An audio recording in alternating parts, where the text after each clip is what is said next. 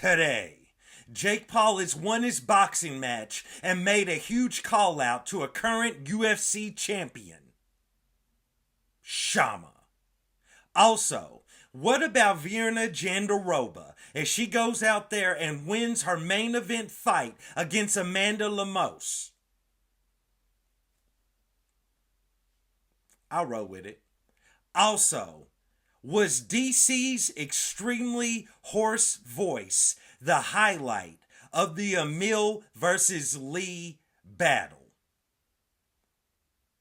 All of this and more on today's episode of Matter of Fact MMA. What's up? What's happening? Let's go. What's up, guys? We right back at it. We right back with it. It's your boy Matt, and we here to break down this weekend's fights in MMA as well as boxing. Let's start off with the top, which is probably what's making the most celebrity headlines, because there's a whole lot to it, and there wasn't a lot going on with the UFC. So let's start out with Jake Paul goes out there and defeats Platinum Mike Perry in the main event of his boxing card, brought to you by MVP.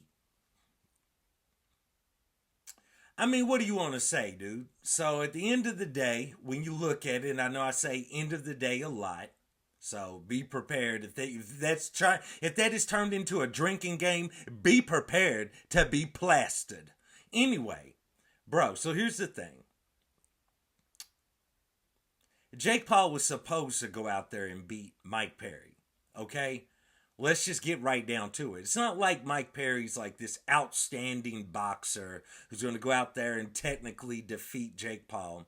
And if you really look at it, Mike Perry doesn't necessarily, he doesn't have enough boxing skill to be able to go out there and utilize his dog tough cast iron chin. You know what I'm talking about? So, what you saw in that fight, if you watched that fight, was kind of what was supposed to happen. Jake Paul was supposed to go out there, use a little bit of boxing technique, a little bit of boxing skill, and he was supposed to beat the hell out of Mike Perry. While at the same time, Mike Perry is going to have this super strong, super tough chin, and he's going to go for as long as he can go. And yeah, he's going to throw back shots when Jake wasn't expecting him to fire back shots because he's Mike Perry. And his chin is just made out of an old 57 Chevy. You know what I'm talking about? One of them old 50s joints. One of them old 60s joints. You know what I'm talking about? If you know American muscle cars. You know what I'm talking about? It's supposed to be a boom. It's supposed to be able to take a shot. You know what I'm saying? So, it wasn't a lot shocking there. So, you know, Jake Paul goes out there, he does his thing. Shout out to Platinum Mike Perry, who advances his own brand because he was extremely tough. He had that dog in him. And when he was getting rocked with crazy shots, you know, Jake Paul looked like he outweighed him by like 40 pounds. And when he was going out there and he was getting hit with crazy shots, Perry was firing back. So shout out to Mike Perry. He goes out there, he does his thing. He got a big payday. Shout out to him on that. And he continues on. Now, let's move over to Jake Paul. Jake Paul goes out there, he defeats Mike Perry. Now, he is set to face Mike Tyson later on this year in a huge card that's going to be broadcast on Netflix, right? So that's going to do huge numbers regardless. Because even though, you know, no one's really clamoring to see that fight whatsoever between these two, the casuals don't know the difference. They don't know. You know what I'm saying? They're not even sure of what Mike Tyson's age is. You know what I'm saying? They're probably going to lowball it and lower it by about 10 years because the average person doesn't really know. And the filthy casuals are who is going to tune into that fight on Netflix, right? Right. So with that being said, Jake Paul's got that fight waiting in the wings. Now, what does Jake Paul do in the meantime, in between time, to zap all the headlines coming from the weekend? He knows there's a weak offering from the UFC. There's not much of any other offering anywhere else in mixed martial arts or in boxing that actually matters. So he takes his shot so he can dominate the airwaves. He calls out Poatan Alex Pereira to a boxing fight. Poatan Alex Pereira. We talking about Poatan Shama. You know what I'm talking about? He calls him out to a boxing fight. Now, Poatan, being the gangster that he is and recognizing good business and big money, he instantly FaceTimes Jake Paul shortly after Jake Paul leaves the ring, right? He FaceTimes him, and he's sitting there, I believe, with it was either Glover beside him or it was his manager. I'm not sure which one it was. I couldn't really tell from the angle. But nevertheless, he FaceTimes Jake Paul, and he basically lets him know, yeah, he's down to do it. Jake Paul's like, yeah, is Dana going to let you do it? And, Poatan's just calmly, basically, I'm paraphrasing, like, we'll see what happened. But yeah, we'll see what happened. Look, we're not really sitting here debating on if there's ever going to be a Jake Paul versus Alex Pereira fight. That's besides the point. The clever part of the call out was just the fact that that's going to take the airwaves coming out of this fight with Mike Perry and coming out of this lackluster offering from the UFC this weekend. So, with that being said, shout out to Jake Paul for at least recognizing that, me and Perry should capture all the combat sports world headlines, but let's just make sure I'm going to call out Alex Pereira because he on fire right now. You know what I'm talking about? Where is he at? Izzy fans, where is he at? I don't know. But Alex Pereira, right now, that boy on fire. So, naturally, that's where the call out goes to. So, that's that. Jake Paul moves on. Let's talk about Mike Perry real quick because there's not much to talk about on this UFC card. So we're going to breeze through it like that. Nevertheless, bro, let's talk about Mike Perry. After he takes the L, he gets like a tremendous ovation in his post-fight speech, standing there with Jake Paul and Logan Paul. He's still with it. Ariel Helwani, baiting him up, got the microphone, everything's going good. Here's what's interesting. So, Conor McGregor, who owns a stake in the BKFC, you know what I'm saying? He takes to Twitter. He goes off about Jake Paul. He had a lot of choice words to say about Jake Paul. Talked about Jake Paul being juiced, being having to go to weird places to do his fights because he can't come to Vegas because Vegas will bust him because he's juicing. According to Conor McGregor, this is being alleged by Conor McGregor, not by matter of fact MMA. But nevertheless, Conor calls him out for those things, talks about how much he outweighed Mike Perry and beat him down. Had some bad things to say about Mike Perry, talked about he's fired from BKFC, don't come back, now he can go out there and do, his own boxing or his own form of fighting that he's working on. All of these things. Mike Perry fires back. Later on in the post-fight press conference, talks about, you can't fire me. I own part of BKFC as well. I don't know if that's true. I don't know that to be fact. I'm just repeating what Mike Perry said. And he called out Conor McGregor and was like, dude, fight me. Step in the bare knuckle ring and let's see what's up. That's that. Mike Perry, I don't know, but shout out to Mike Perry. He does his thing. Quick little back and forth again between him and Conor. We already seen a face-off between these two. I don't expect that fight to ever happen. But, Conor's keeping his name alive, doing his thing this weekend. Conor does some weird signing of Bone Thugs. I'm talking about Bone Thugs and Harmony. For smokers only, for smokers only. Only. You know what I'm saying? If you down with that Bone Thugs, you know what I'm talking about.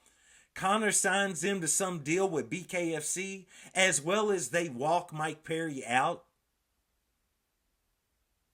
I don't know. That came out of left field, but nevertheless, that was that. Anyway, interesting show. Not a lot else going on there. Amanda Serrano goes out there and demolishes her opponent as expected. So that was that. Anyway, let's move on, dude. Let's move on. Let's finally, as I'm going over to my notes, let's finally move on to the UFC's offering. I'm not going to go over all of this card at all. Just a few things that stood out to me. UFC back in the Apex, they hit you off with Amanda Lemos, former strawweight title challenger, and Virna Jandiroba. Well, let's get right down to it. So, Virna Jandiroba goes out there and does her thing. She has a very, I wouldn't say an interesting skill set, but interesting at this moment. She doesn't have an interesting fighting style, anything like that. But what Virna Jandiroba has, I'm just going to call her Virna, you know. What she has is she is a specialist at one specific technique and knows how to implement that in many, many, many different ways. She's an extremely, extremely good grappler. All right? Extremely good grappler. She has many ways to get the fight to the ground. She has many ways to close the distance, collapse the pocket, and get you to the ground. You know, sometimes she just will go in and just bulldog you down. Like a bulldog wrestler, like old school, watching old school UFC. You know what I'm saying? Before it was refined.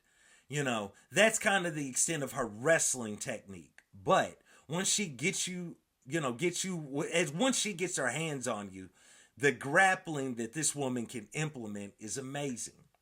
So, doesn't make for fantastic action-packed fights, but she is a specialist in the fact that the one thing she's good at being grappling, she has an enormous bag of tricks to implement that. You know, she's got a chin on her, so she's not afraid to take a shot while she collapses the pocket to get her opponent down to the ground. Now, Amanda Lemos, you know, she's extremely powerful, extremely strong. She has an awkward striking style, and when she catches you, bro, it can be lights out. And she has a submission style in which she's really good at club and sub, because she will drop you, and if while you're trying to regain your composure while on the ground or falling to the ground or leaning back up against the cage, she can cinch something up and get you out of there. But what I saw in this fight is her willingness to try to engage with Virna was, you know, you just ain't there, little bro. You know what I'm saying? It's just what that is. I know you think you can grapple. I know you got some fairly decent scrambles. You got some submissions, but you ain't there when it comes to Virna. You know what I'm saying? She is a specialist at this one thing. Her whole game is designed to implement all of her tactics at this one thing, which is grappling, period. If she gets her hands on you, the fight is close to being lost. It's up to you to try to get away from that. That's the name of the game. That was the name of the main event. Shout out to Amanda. She tried to do her thing. She tried to implement the game, but it just wasn't there. And now Virna has put herself in a good position where, you know, no one knows what's going on with Tatiana Suarez, so you can never really count her. I mean, you know, and I think the UFC knows as much. I think the UFC knows, you know, it's a gamble with her because they want to give her a title shot. They want to see that fight, you know, against Zhang Weili. But at the same time, it's like we put all this, let's say they give Suarez that shot. They put all this money invested in that main event, might throw it in China, you know what I'm saying? But they invest all this money behind it, and then on the build up, somewhere, heaven forbid it's the week of, Tatiana pulls out due to some illness or injury. And I think that's what keeps her from fighting for the title. Because otherwise, as soon as she's like, hey guys, I'm clear, I can fight, they're like, yo, we got a title fight against Zhang Weili. What's up?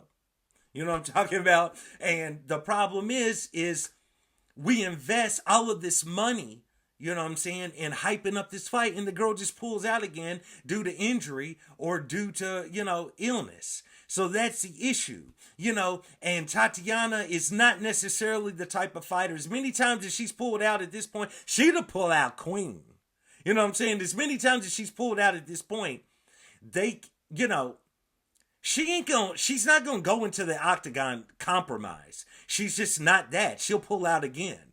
So very tricky how they try to matchmake her. So with that, Virna might have bought herself a title shot with this win. Because if they really, as Zhang Wei Li is ready to fight, they can't figure out anything else to do with Zhang Wei Li, and they don't want to take the gamble with Suarez, they might just book a fight where the main event is Zhang Wei Li defending her belt against Virna Jandiroba, or they put that as the co-main event to another higher tiered level title fight. And then the third fight from the top is Tatiana Suarez fighting somebody. Or at least, on the main card. Just so we can get Tatiana in the octagon and see if she can make it.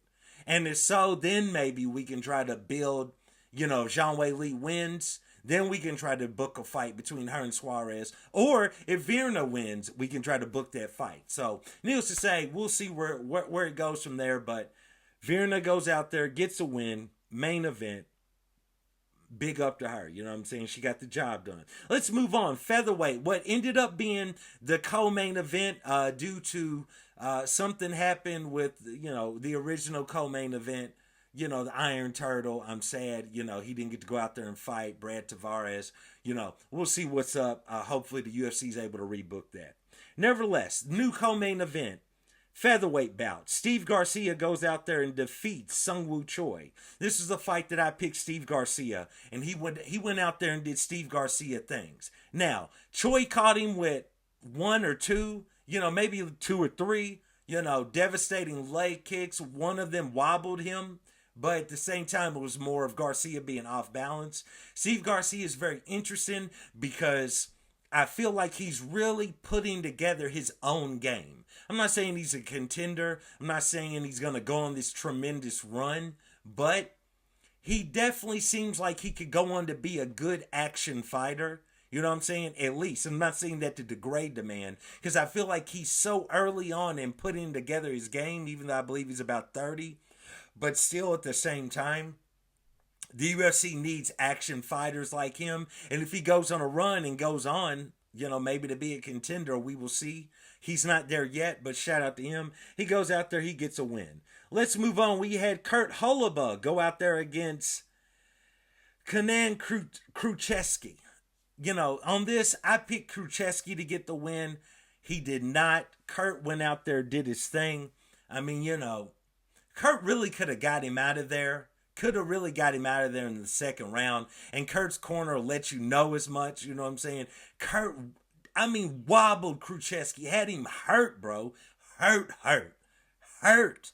You know what I'm talking about? Dude was out of there. They were on the feet. He was delivering devastating blows. And then for no reason, Kurt just goes to the ground with this. And his corner I don't even remember what his corner said, but they were disgusted. You know what I'm talking about? His corner was just like, bro, his corner, they were a trip. I don't know who was in his corner. I have to look that up. My apologies. I'll put it on the screen. But, bro. And if it could have been Seisau, which would have made some sense, but I don't know if it was him. Because Seisau, he'll call you out. You know what I'm saying? He'll cuss his fighters out. But I don't know who it was. Sorry, I apologize about that, but I put it at the bottom of the screen. Nevertheless, Kurt Holobaugh goes out there, gets a win. Unanimous decision. Let's move on. We had Cody Durden go out there and take an L to Bruno Silva, and it was a horrible L. Cody Durden went out there, and he was doing his thing, and he was piecing up. Bruno, right? Now, what was interesting about this, I didn't really, and I do apologize, it was my fault, didn't do all my homework on this fight going into it, and I did not know that both of these fighters train out of American Top Team, and have trained beside each other a million times, right? That's probably exaggerating, but a lot of times. Nevertheless, what was interesting about this is Cody Durden approached this fight. He was angry that Bruno was offered this fight and instantly took it. And then Durden approached this fight like, they had met a few times sparring in the room, and he had pieced him up. Because normally Durden is ready to wrestle, and he did not implement that. He did not do that. And he was ready to piece Bruno up on the feet, and he was doing so. And he had an intensity like he just didn't respect Bruno's stand-up at all. And I think that these two training together and him thinking, I'm getting ready to go in there and little bro, you know what I'm saying? I'm getting ready to go in there and big dog him. I think that's really what did him in. Because he goes out there, he's fighting with such a pace. At a point, there's an eye poke, and Durden is moving in for the kill when Bruno backs up against the cage and the referee is stopping the action for a moment. Chris Ione. You know what I'm saying? And it's like, dude, Durden was ready to piece him up. Like, he moved in with his hands out like it was going to be rough. So with that being said, bro, Durden goes out there in the second round with that intensity, ready to murk Bruno. And Bruno caught him with a sneaky little, if this was Michael Bisping, a little cheeky uppercut in the middle. And that was all she wrote. Drop Durden. Durden kind of falls back up, falls flat, but he falls on the octagon. I'm sorry, on the floor of the octagon and part of his back on the wall up against the cage. And it was a wrap. So shout out to Bruno Silva. He gets the win. You could tell he was trying to put it together on the mic in his post-fight speech, but shout out to him for trying. We'll see where he moves forward. We'll see where Cody Durden goes. I like Cody Durden because he's got that dog in him, but I think him thinking I'm getting ready to go out there and piece up Bruno on the feet is what did him in this fight. He would have done better to try to piece him up, and when he realized that he had that superior fighting, that superior stand-up, I should say, over him, then go ahead and take it to the ground and roll the dice, see what you can come up with, because he definitely has that good style. Now, he almost locked up like 2 different chokes, but Bruno just had really good defense and got out of it, but still, shout out to Cody Durden as well. So let's move on. Let's talk about Doo Ho Choi goes out there against Bill Algeo. We talking about Superboy. You know what I'm saying? Korean Superboy. Bro, I picked Bill Algeo to go out there and get the win. And this is what I noticed about this fight. Shout out to Superboy as he goes out there and gets the knockout, bro. Man, here's the thing, dude. Bill Algeo's style, what I like about him is Bill Algeo throws a lot of looping shots, right? A lot of wide looping hooks, a lot of shots instead of throwing them straight. I might have messed up my camera doing that. Bill Algeo throws a lot of looping shots, right? A lot of looping shots. They're not quite hooks, but they're looping shots. And he has a wild style, and he'll also throw in like weird spinning elbows and, coming from weird angles and, spinning kicks, and then throw a straight side kick, and then, a lot of good body work as far as body kicks. Then when he wants to, he'll dig to the body with some looping looping shots to the body, right? What I noticed about this is the Korean Superboy, he had a way of striking with power straight shots down the middle between the wide loops of Bill Algeo. So he was just catching him with power down the middle.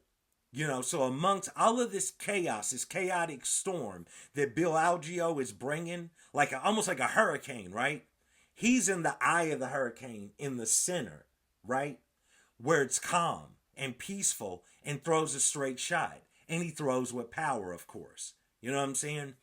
As well as when they would lock up and they would grapple, he kept almost cinching up a lot of submissions. And he has, you could tell he's strong. You know what I'm talking about? So Bill Algeo kept having to yank his neck, and he was getting his neck pulled constantly.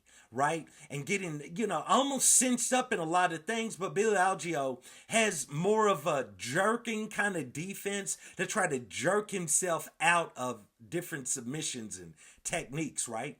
And so when he would jerk out of it, they would get back to their feet. Algeo instantly to try to regain his composure, to kind of get alpha real quick, to kind of, assert himself. He would start the wild combinations, and Superboy would be right in the middle and bing, right in the middle and bing, right in the middle and bing. You know what I'm talking about? And that was all she wrote, dude. And eventually, caught him with a weird little, little cheeky, little Michael Bisping, little cheeky, left hand. It was kind of a little loop to it as well. Caught Bill Algeo right in the right eye. And he waved off the fight almost instantly. Bill Algeo did. Backed up against the fence, took some more shots. The referee stopped it. No doubt it was probably some sort of an orbital injury, but still. Shout out to Choi, man. He goes out there, he gets the win. He was emotional in the post-fight speech, so shout out to him. He's back in the win column. Hopefully that exercises a lot of demons. Shout out to his coach. Shout out to the Korean Zombie as well. So let's move on. Really probably the last fight I'm even going to go over, bro. Let's talk about Lee versus Emil. Let's talk about Hyder. Let's talk about these two went out there, and in the first round, bro, as I spoke about at the top of the show, at the top of this episode, my boy DC, Daniel Cormier, this homie, bro, he might need to take, I don't want to cut into any man's check, any man's money, but bro, he might need to take 3 or 4 weeks off to heal up his voice. Because homie's voice is hoarse every show. And basically, dude, DC's been hoarse the entire night. So now, we have Zhang Yang Li, if I'm pronouncing his name right, in there against Hyder Emil. Bro, Lee catches Emil in a flurry within 30 seconds of the first round. He goes into this flurry of lefts and rights. Emil fires back, but Emil gets tagged. And you could tell it jolted him. His eyes kind of widened a little bit. And you could tell it jerked him. It was yo, okay, that's the type of energy Lee's bringing. All right, that's what we doing out here in these streets. That's what we doing. All right, if you want to go there, I will oblige you. You know what I'm talking about? And Hyder goes in there and proceeds, all of this goes down within the first minute. Hyder obliges him and goes in there and starts trading shots. Bing, bing, bing. Lefts and rights. Rock'em sock'em. Lee's firing back at the same time. Lee gets wobbled. Lee backs up. Hyder goes in again. Lefts, rights. Lee backs up. Bro, it was violent. And as Lee backs up against the cage, I don't know what was holding Lee up. It was like Lee had the top of a Christmas ornament, that little loop, that little string at the top. It was like someone had a hook and they were holding up that little loop. They had got that little loop and was just holding Lee up. Because I don't know what was keeping Lee up. And he's back up against the fence and Hyder is digging these shots in. And meanwhile, DC, all of the commentators are erupting because they can't believe what's going on. Nobody can believe what's going on. Me and my son are watching this, and he's like, oh my God. And I'm like, oh my God. And it's going crazy. And DC's like, oh my God. Oh. And my voice can't even go up as high as he was going. He was like, oh my God. Oh my God. And it was just bro, it was a moment, bro. It was a moment. Hyder finishes him. Finally, the referee calls a halt to the action. That was it. Hyder goes out there. Outstanding, bro. That was a highlight of the whole show. You could have, if you start watching the show now, once it gets to that fight, you probably turn it off. But bro, that was the highlight. That was wild. So shout out to both men. Shout out to Hyder Emil. He goes out there and gets the win, bro. And that was that. There were some other fights that went down, but those were the only ones I wanted to cover. And that was Saturday night in combat sports. That was Jake Paul defeating Platinum Mike Perry. That was Virna Jandiroba going out there and getting the win. And Hyder Emil just with this flurry, devastating shots, bro. So, and DC with the hoarse voice. Oh my God. Oh my God. Bro, outstanding. Outstanding. It was a crazy card, but it wasn't the best card, but you got to find the highlights in the card. You know what I'm talking about. Nevertheless, man, that's what it was. And now we are on. We are on to England. Finally, it is here. You know what I'm talking about. We get to see Leon Edwards, hopefully, fingers crossed, Go out there and do work against Bilal. Remember the name Muhammad. Hopefully, we're not going to be living in a world where Bilal Muhammad is the welterweight champion. But also, we get that boy. We get that man. I'm talking about Tommy Aspinall defending the interim heavyweight championship of the world against my dude Curtis Blades. So that's going to be interesting as well. As well as Kang as I would call him, King Green stepping in there with Patty Pimblett. So it's going down this Saturday night. So nevertheless, I do want to thank you all. Please like, subscribe, comment. Let me know what you thought about Jake Paul versus Mike Perry. Let me know what you think about the whole Jake Paul Poatan deal. Let me know what you thought about the UFC's offering. Did you go crazy during Hyder on Mills' fight? So let me know. And once again, I do want to thank you for joining me for another episode of Matter of Fact MMA. And I check you next time. Peace.